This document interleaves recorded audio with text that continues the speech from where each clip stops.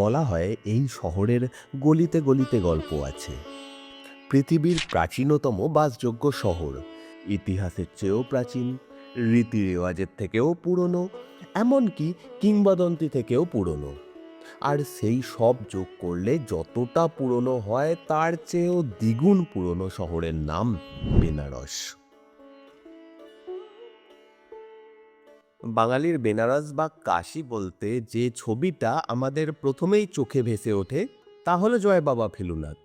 এই উপন্যাস যারাই পড়েছেন বা পর্দায় দেখেছেন, এইটুকু দিয়ে কাশী চেনা বোধহয় তাদের সবারই শুরু হয়। সেটার জন্য সম্পূর্ণ আমিই দায়ী। না না, আপনি কি বলছেন বলুন তো? আরে মশাই, ভবিতব্য, ললাটের লিখন। হ্যাঁ, আরে আমি তো বেঁচে আছি, অক্ষত। হ্যাঁ, আজকের ঘটনাটি মন থেকে মুছে ফেলুন। আমি হয় এর বদলা নেব, না হয় গোয়েন্দাগিরি ছেড়ে দেবো।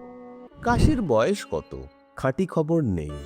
কেউ অনুমান করেন ২৫০০ বছর, কেউ বলেন ৩০০০ বছর, কেউ আবার বেশি বাড়িয়েও দেন। কাশী সেই সুযোগ দেয় ইতিহাসকে। গঙ্গা তীরের এই ভূমি পৃথিবীর প্রাচীনতম বাসযোগ্য শহরগুলির মধ্যে অন্যতম। ভারতে মাদুরাই ছাড়া এই গরিমা বোধহয় আর কারুর নেই। চোখে পড়ে পুণ্যাত্মা গঙ্গা, হরেক কিসমের সাধু, মন্দির, ঘাট, গলির ভেতর তোষ্য গলি, গরম জিলিপি, প্যাঁড়া, কচুরি, আর বহুদিনের একটা শহর। ইতিহাসের ভারে জরাজীর্ণ, অথচ পবিত্রতার আকর্ষণে চির নতুন এক মায়ানগর। একদিকে বয়ে চলেছে গঙ্গা, তার পারে বিশ্বনাথের বাসস্থান, তার পাশেই দেবী অন্নপূর্ণার অধিষ্ঠান। বয়ে যাওয়া সময়ের অভিঘাতে চেহারা বদলেছে, কিন্তু এখনো মাহাত্ম্যে একই রয়ে গেছে কাশী বা বারাণসী। আজকের ভিডিওতে থাকছে কাশীর ইতিহাসের অজানা গল্প, নামের ভেতরে লুকিয়ে থাকা পরিচয়, ঘাট, মন্দির আর আধ্যাত্মিকতার এক অনন্য জগৎ। সংস্কৃতি, সঙ্গীত এবং সাহিত্যের সঙ্গে এই শহরের গভীর যোগ, আর অবশ্যই বেনারসের স্বাদ, রং এবং ঐতিহ্যের এক ঝলক। ভালো লাগলে অবশ্যই লাইক এবং শেয়ার করে দেবেন, আর যদি চ্যানেলে নতুন হন অবশ্যই সাবস্ক্রাইব করে পাশে থাকবেন।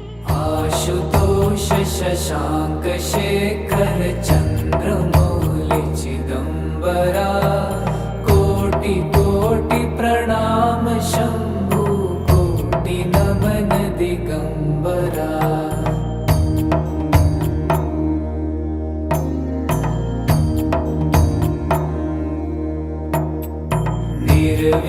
निर्विकारोंकार विनाशी तुम्ही देवाधिदेव, जगत सर्जक प्रलय करता शिवं सत्यं सुंदरा।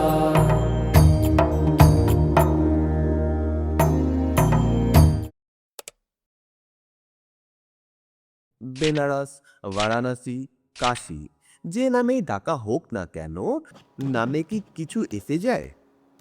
ইতিহাসবিদরা বলেন নামে অবশ্যই এসে যায়। কাশী বেঁচে থাকে তার নামে। তিনটে নামেই তিন রকমের প্রাণশক্তি রয়েছে। পুরাণে আছে, এককালে সেই ষোড়শ মহাজনপদের কালে কাশী রাজ্য ছিল এক প্রবল পরাক্রমী মহাজনপদ। চন্দ্র রাজবংশের প্রথম রাজা কাস বারাণসীতে রাজধানী প্রতিষ্ঠা করেছিলেন। এই কারণেই বারাণসী কাশী নামে পরিচিত। উত্তরে বরুণা নদী, দক্ষিণে আস্সি নদী। আজ ২৫০০ বছর পরে বরুণা হয়তো আছে, আস্সি নদী ক্ষীণকায়। দেখে চেনা যাবে না যে এই নদী থেকেই আসলে শহরের নাম হয়েছে বারাণসী।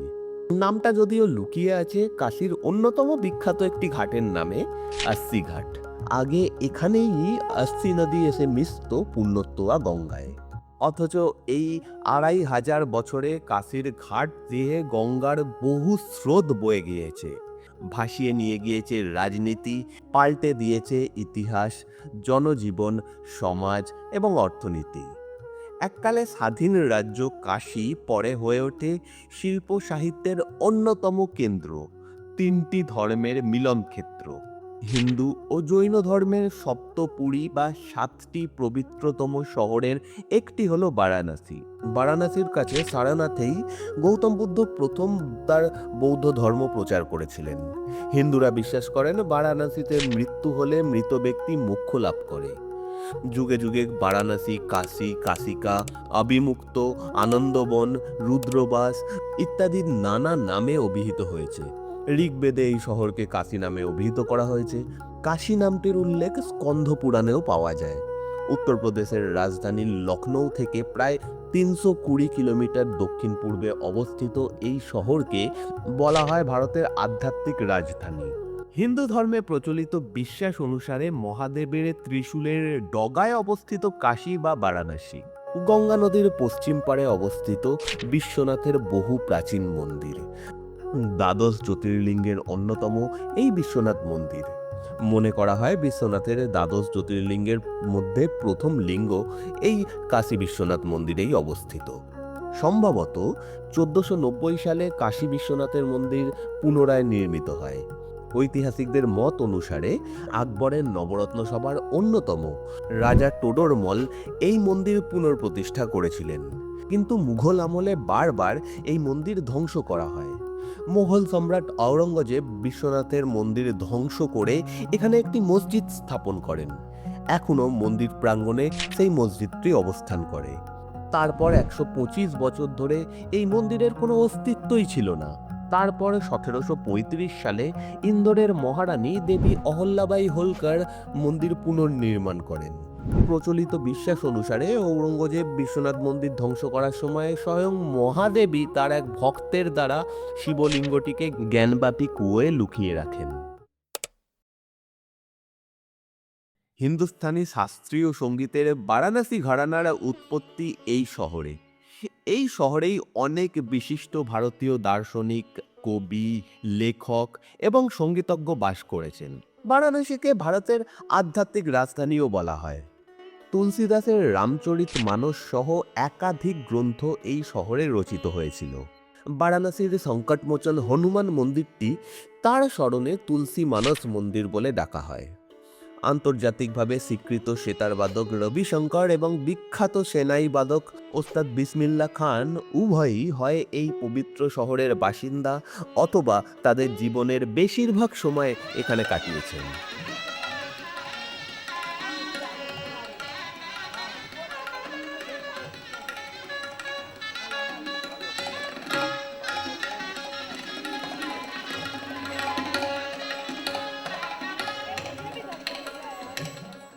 মিসেস অ্যানি বেসান্ত কাশীতে তার থিওসফিক্যাল সোসাইটি প্রতিষ্ঠা করার সিদ্ধান্ত নেন। তার এই প্রতিষ্ঠার মূল উদ্দেশ্যই ছিল যে এখানে অসংখ্য মন্দির রয়েছে। পণ্ডিত মদন মোহন মালভিয়া এশিয়ার বৃহত্তম বিশ্ববিদ্যালয় বেনারস হিন্দু বিশ্ববিদ্যালয় প্রতিষ্ঠা করেন। আয়ুর্বেদের শিকড় কাশীতে রয়েছে বলে মনে করা হয় এবং এটি প্লাস্টিক সার্জারি, ছানি অস্ত্রোপচার এবং অন্যান্য পদ্ধতি সহ সমসাময়িক চিকিৎসা বিজ্ঞানের ভিত্তি ছিল। আয়ুর্বেদ এবং যোগের প্রতিষ্ঠাতা মহর্ষি পতঞ্জলি এই পবিত্র শহর কাশীর সাথে ঘনিষ্ঠভাবে জড়িত ছিলেন। কাশী দীর্ঘদিন ধরে শিক্ষার জন্য একটি দুর্দান্ত কেন্দ্র হয়ে দাঁড়িয়েছিল। সংস্কৃত, যোগ, হিন্দি ভাষা এবং বিখ্যাত ঔপন্যাসিক প্রেমচাঁদ এবং রামচরিত মানসের রচনাকারী সুপরিচিত সন্ত এবং কবি তুলসী দাসের মতো লেখক প্রত্যেকেই কাশীর সঙ্গে যুক্ত।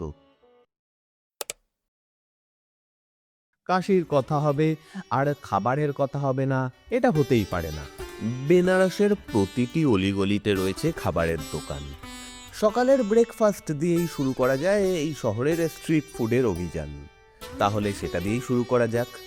বেনারসের অত্যন্ত জনপ্রিয় একটি খাবার হলো কচুরি সবজি। এই কচুরি সবজি ভারতের বিভিন্ন প্রান্তে পেলেও এখানকার স্বাদ অনন্য। অন্যদিকে চোরা মটর বেনারসের আরেকটি জনপ্রিয় খাবার, যা ব্রেকফাস্ট হিসেবে খাওয়া যেতে পারে, যদিও এই খাবারে মহারাষ্ট্র এবং বিহারের ছোঁয়া রয়েছে। চিড়ের সাথে মটরশুঁটি, বাদাম, ঘি এবং জাফরান মিশিয়ে তৈরি করা হয় এই খাবার। বেনারস এলেন আর লস্যি খেলেন না, তা কি হয়? বেনারসের লস্যির তালিকায় আবার 2 ধরনের পানীয় উঠে আসে। একটিকে বলা হয় ঠান্ডাই। এই ঠান্ডাই দুধ দই দিয়ে তৈরি করা হয় এবং রাবড়ি দিয়ে পরিবেশন করা হয়। এই রকমই আরেকটি পানীয়ের নাম হলো মালাইও। এই মালাইও বেনারসের অত্যন্ত জনপ্রিয় একটি মিষ্টি। এটি এক প্রকার পার্সি খাবার যা দুধ এবং ক্রিম দিয়ে তৈরি করা হয় এবং শুধুমাত্র শীতকালেই পাওয়া যায়। এছাড়াও হরেক রকমের চাট পাওয়া যায় এখানে, যেগুলো প্রত্যেকটাই অপূর্ব এবং ইউনিক। সর্বশেষে বেনারসের নাম আসবে এবং পান আসবে না, সেটা হতে পারে না। বেনারসে গিয়ে সেখানকার মিষ্টি পান না খেলে অনেক কিছুই অপূর্ণ থেকে যাবে। মিষ্টির মধ্যে বেনারসের অত্যন্ত জনপ্রিয় মিষ্টি হলো রাবড়ি জিলিপি। বেনারসের প্রত্যেক গলিতে এই মিষ্টি খাবার পাওয়া যায়। কাশীর কথা বলবো আর বেনারসি শাড়ির কথা বলবো না, এও কখনো সম্ভব নয়। গঙ্গার তীরে এই প্রাচীন শহরের অলিতে গলিতে শুধু ইতিহাস নয়, বোনা হয় স্বপ্ন। প্রজন্মের পর প্রজন্ম ধরে চলা তাঁতিদের নিপুণ হাতে তৈরি হয় সেই বিখ্যাত শাড়ি, বেনারসি শাড়ি, যেখানে প্রতিটি সুতোয় লুকিয়ে থাকে এক একটা গল্প, এক একটা সময়ের ছাপ। মুলবেরি সিল্কের উপরে সোনালি রূপলি জরির সূক্ষ্ম কারুকাজ, কখনো ফুল, কখনো লতা, কখনো মুঘল শিল্পকলার ছোঁয়া, সব মিলিয়ে বেনারসি শাড়ি হয়ে ওঠে এক জীবন্ত শিল্পকর্ম। শুধু পোশাক নয়, এটি একটি ঐতিহ্য, এক উত্তরাধিকার, যা বাঙালির বিয়ের আসর থেকে শুরু করে উৎসবের প্রতিটি মুহূর্তকে করে তোলে আরও বিশেষ। কাশীর কারিগররা শুধু শাড়ি নয়, তৈরি করেন আরও নানা হস্তশিল্প।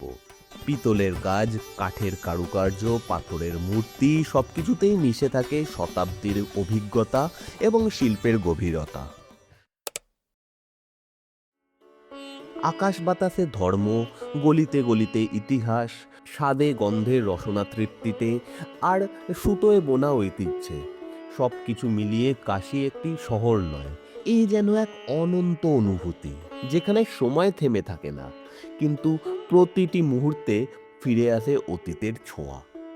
যেখানে জীবন আর মৃত্যুর মাঝখানে দাঁড়িয়ে মানুষ খুঁজে পায় মুক্তির পথ। গঙ্গার ঢেউ যেমন অনন্ত, তেমনি অনন্ত কাশীর গল্প। সেই গল্প আজও বয়ে চলেছে প্রজন্ম থেকে প্রজন্মে। এই কাশী, এই বেনারস যেন চিরন্তন, যেন অমর।